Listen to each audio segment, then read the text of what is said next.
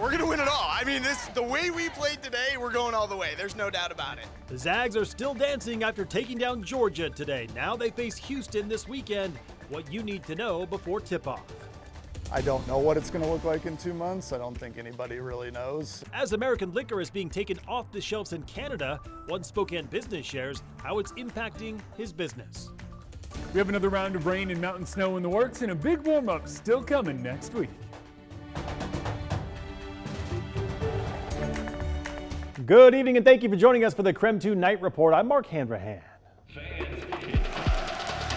After day one of the men's March Madness tournament, there are less than 0.1% of perfect brackets remaining. The McNeese upset over Clemson busted a lot of brackets as less than 5% of brackets remained perfect, and that number kept getting smaller as the day went on. Once the Zags took down Georgia, fewer than 2% of brackets remained perfect, and then when Drake pulled the upset off against Mizzou, less than 1% of brackets remained intact. So if that's you, congratulations. The next game is set for our Gonzaga Bulldogs. They face Houston on Saturday at 5:40 p.m. on TNT. Our sports director Andrew Quinn is in Wichita tonight and was able to catch up with the team following today's big win.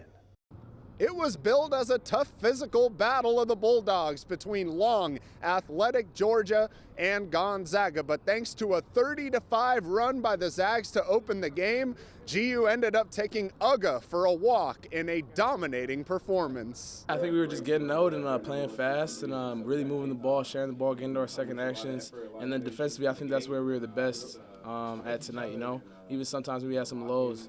Offensively, I feel like we're really good defensively, staying locked in on that side of the ball, and we have been lately for a while. Coming out, they probably thought that they were going to out-physical us, but, you know, we stepped up and we made big-time plays, and, you know, our skill just, I mean, we're so hard to guard with all the pieces we have on this team.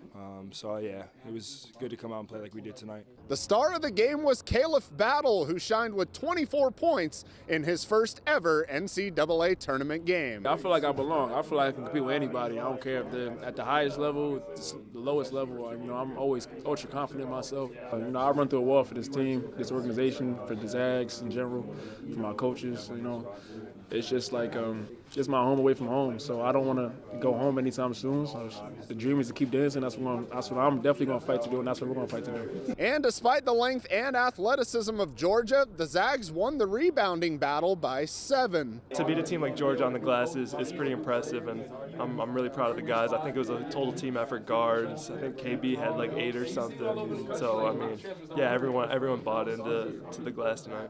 So make that 16 straight first-round victories for Gonzaga, now the longest streak in the nation. Up next is Big Bad Houston on Saturday in what's sure to be a classic as the Zags vie for a decade of consecutive Sweet 16 appearances. For now, reporting outside Intrust Bank Arena in Wichita, Andrew Quinn, KREM 2 Sports. And some Gonzaga fans traveled to Wichita with the team. That team played tonight, of course, and they are celebrating the Zags winning their first-round matchup in the tournament. KREM 2's Amanda Rowley shares how fans in Wichita are feeling tonight. Gonzaga fans are elated. There was cheering here in the concourse even before the buzzer, and that's because these fans knew Gonzaga had a win locked in. You could feel the excitement of Gonzaga fans courtside. And who wouldn't when you got all that energy coming from the GU band section? And all that excitement from the court spilled out of the arena when the Zags won their first round matchup. Awesome, I love it. Go Zags! We're going to win it all. I mean, the way we played today, we're going all the way. There's no doubt about it. Couldn't be prouder. Just waiting for the Houston game, and let's go Zags and beat those Cougars, right? Keep bringing your A game, Zags. Go Zags! Go Zags! All my friends in Spokane, go Zags! Let's go, baby! This is our year! Many of the fans that I talked to are from the Midwest, so they are thrilled to be able to see Gonzaga play a little closer to home and see that win. Reporting from Wichita, Amanda Rowley, KREM 2 News. Well, back here in Spokane, you can find the Zag faithful at No Lie Brewhouse today. The place was packed with Zags fans cheering and celebrating the win. Fans there shared that they believe the Zags have what it takes to upset Houston coming up this Saturday.